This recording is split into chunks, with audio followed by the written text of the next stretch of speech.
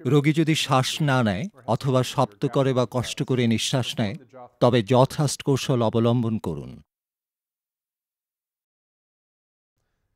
আপনার বৃদ্ধাঙ্গুলি দুটি রোগীর গালের উপরের অংশে রাখুন। তারপর আপনার তর্জনী দুটি চোয়ালের পেছন দিকে এভাবে রাখুন। ধীরে চাপ দিয়ে রোগীর চোয়াল সামনে ঠেলে দিন এবং ধরে রাখুন যাতে রোগীর নিঃশ্বাসপথ খোলা থাকে। এই কৌশলটি প্রয়োগ করে আপনি রোগীর জিহ্বাকে উঁচু করে রাখতে পারবেন এবং একই সঙ্গে নিঃশ্বাসের পথ খোলা রাখতে পারবেন। কিছু রোগীর নিঃশ্বাস স্বাভাবিক রাখার জন্য এই কৌশলটি সবচেয়ে উপযুক্ত।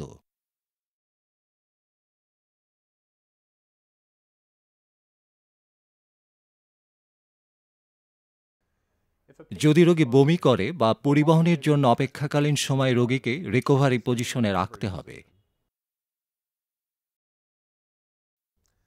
রোগীর পাশে হাঁটু গেড়ে বসুন এবং রোগীর যে হাতটি আপনার পাশে রয়েছে সেই হাতটি 90 ডিগ্রি অবস্থানে রাখুন। তারপর যে হাতটি দূরে আছে সেটি ধীরে ধীরে টেনে এনে রোগীর বুকের উপর হালকাভাবে রাখুন।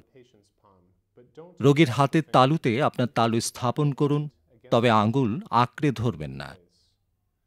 তারপর যে পাটি দূরে আছে সেটি 90 ডিগ্রি উঁচু করে রোগীকে আপনার দিকে হালকাভাবে ঘুরিয়ে দিন এবং নিশ্চিত করুন যে 90 ডিগ্রিতে বাঁকানো পা রোগীর পাকস্থলীর উপরে চাপ সৃষ্টি করছে না। রিকভারি পজিশন রোগীর নিঃশ্বাস নালীকে খোলা রাখে এবং মুখে জমে থাকা রক্ত, বমির মতো তরল কিছু বের হয়ে আসতে সাহায্য করে। এটি রোগীর গলা সোজা রাখে এবং স্পাইনাল কর্ড বা মেরুরজ্জুকে সুরক্ষা দেয়।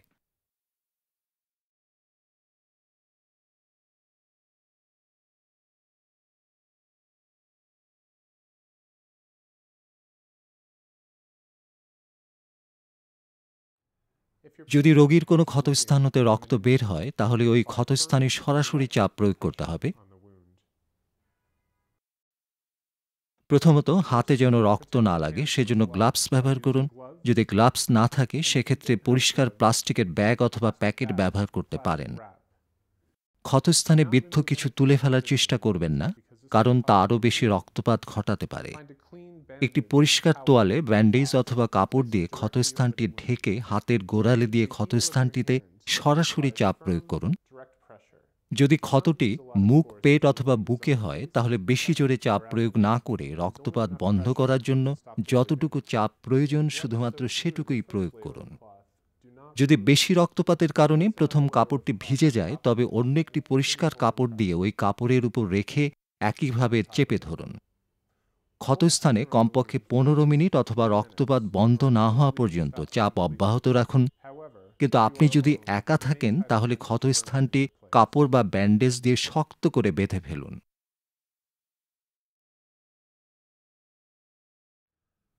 ক্ষতস্থানের উপর সরাসরি চাপ রক্ত জমাট বাঁধতে সাহায্য করবে। এখানে গুরুত্বপূর্ণ বিষয় হল আপনাকে পর্যাপ্ত সময় পর্যন্ত চাপ প্রয়োগ করতে হবে যাতে রক্ত জমাট বাঁধে এবং রক্তপাত বন্ধ করে।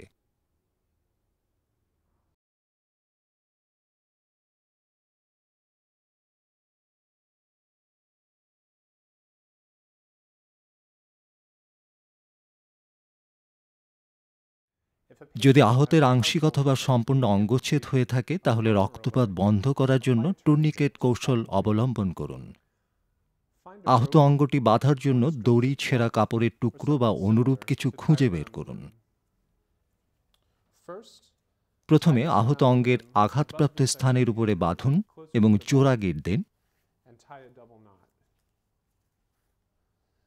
এরপর একটি কাঠের লাঠি অথবা এই জাতীয় কিছু বেঁধে আবার দ্বিতীয় জোড়া গিঁট দিন।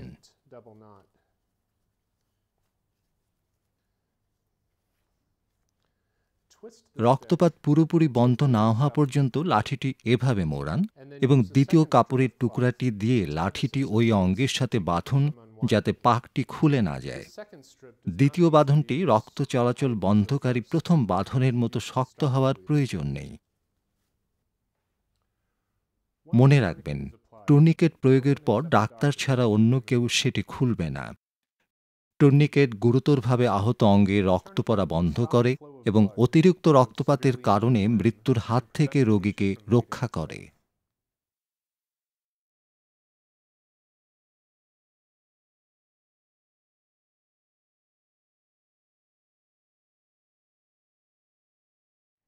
যদি রোগীর হাত বা পায়ের হাড় ভেঙে যায়, তবে ভাঙা হাড় স্থির রাখার জন্য স্প্লিন্ট কৌশল প্রয়োগ করুন। খেয়াল রাখতে হবে যেন স্প্লিন্ট লাগাতে যে গুরুতর আহত রোগীকে হাসপাতালে পাঠাতে বিলম্ব না হয়। ভেঙে যাওয়া হাড় স্থির রাখার জন্য লাঠি অথবা এই জাতীয় কিছু খুঁজে বের করুন। লাঠিটি যথেষ্ট লম্বা হতে হবে যেন এটি আহত স্থানের উপরের ও নিচের জয়েন্টকে স্থির রাখতে পারে। আহত অঙ্গটি বাঁধার পূর্বে সোজা করার চেষ্টা করবেন না, যেমনভাবে আছে তেমনিভাবে বাঁধতে হবে।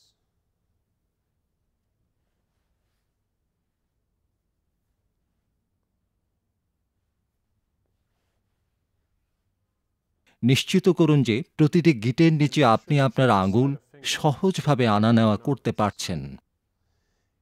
এভাবে বাঁধার পর যদি রোগীর ব্যথা বেড়ে যায় অথবা অবশ বোধ করে, তাহলে বাঁধনটি খুলে নতুন করে হালকাভাবে বাঁধতে হবে যেন ভাঙা স্থানে ব্যথা না হয়। স্প্লিন্ট কৌশল ভাঙা হাড় স্থির রাখতে সহায়তা করে যাতে ব্যথা কমে যায় এবং অন্য কোনো ক্ষতি না হয়।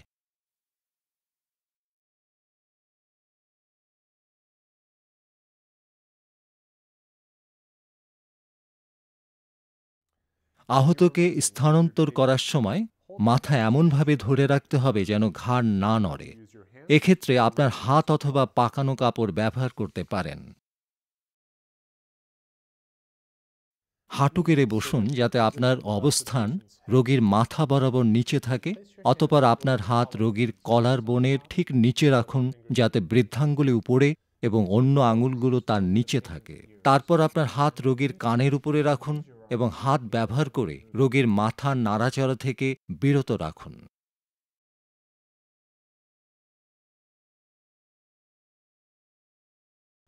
তোয়ালে, চাদর অথবা কাপড় এভাবে পাকিয়ে একটা গোলাকার খণ্ড তৈরি করুন। নিশ্চিত করুন পাকানো কাপড়টি যেন যথেষ্ট মোটা হয় যা ঘাড় স্থির রাখতে সক্ষম। মাথা না নাড়িয়ে পাকানো কাপড়টি ঘাড়ের নিচ দিয়ে এভাবে প্রবেশ করান এবং মাঝ বরাবর ঘাড়ের নিচে রাখুন। এরপর কাপড়টির বাড়তি প্রান্তগুলো পাকানো অবস্থায় বুকের উপর আড়াআড়ি করে দেন। লক্ষ্য রাখুন যেন কাপড়টি অতিরিক্ত শক্ত করে মোড়ানো না হয় যা শ্বাসকার্যে বাধা দেবে। গুরুতরভাবে আহত রোগীর ঘাড় নাড়াচাড়া হতে বিরত রাখা মেরুদণ্ডকে অতিরিক্ত ক্ষতির হাত থেকে নিরাপদ রাখে, যা প্যারালাইসিস অথবা মৃত্যুর হাত থেকে রোগীকে রক্ষা করে।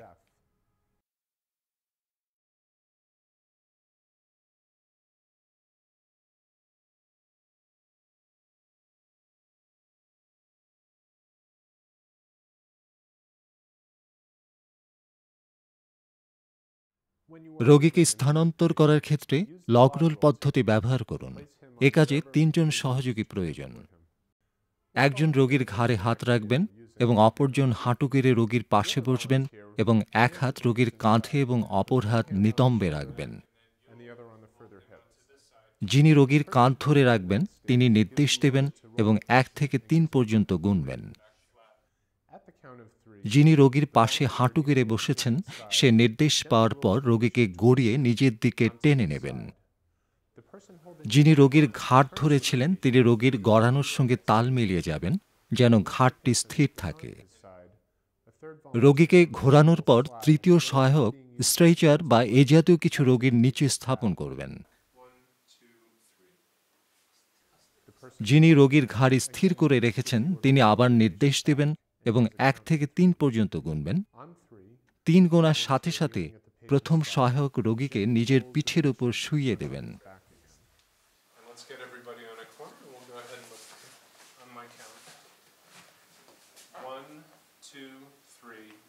লগ-রোল পদ্ধতি রোগীর ঘাড় এবং পিঠ সোজা রেখে স্পাইনাল কর্ডকে রক্ষা করে, যা প্যারালাইসিস অথবা মৃত্যুর হাত থেকে রোগীকে বাঁচাতে পারে।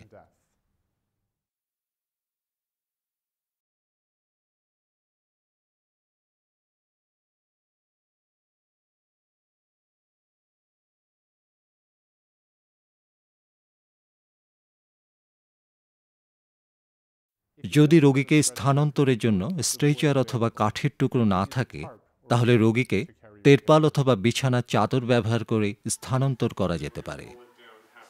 একটি তেরপাল অথবা বিছানার চাদর নিন এবং দৈর্ঘ্য বরাবর অর্ধেক করে ভাঁজ করুন। লগ রোল পদ্ধতি প্রয়োগ করে রোগীকে তার পাশ ফেরান। যখন রোগী তার পাশে থাকবে তখন চাদর গোল করে রোগীর পিঠের নিচে দিন। তারপর আবার লগ রোল পদ্ধতি প্রয়োগ করে রোগীকে নিজের পিঠের উপর শুইয়ে দিন। যখন রোগী পাশে থাকবে তখন চাদরটির পাক খুলে দিন এবং রোগীকে আগের অবস্থানে পিঠের উপর রাখুন। যখন রোগীকে স্থানান্তর করা হবে অথবা উত্তোলন করা হবে তখন একজন রোগীর ঘাড় স্থির রাখবে। যে স্বেচ্ছাসেবী ঘাড় স্থির রাখবে সে রোগীকে উঠানো এবং এক স্থান থেকে অন্য স্থানে নেওয়ার সকল নির্দেশ দেবেন। স্থানান্তরের জন্য ব্যবহৃত যানবাহনে যদি জায়গা থাকে তাহলে রোগীকে রিকভারি পজিশনে রাখুন। রোগীকে স্থানান্তরের নির্দেশনা একজনের কাছ থেকে আসা অত্যন্ত জরুরি। এটি অসমন্বিত নড়াচড়া থেকে বিরত রাখে, যা প্যারালাইসিস অথবা মৃত্যুর কারণ হতে পারে।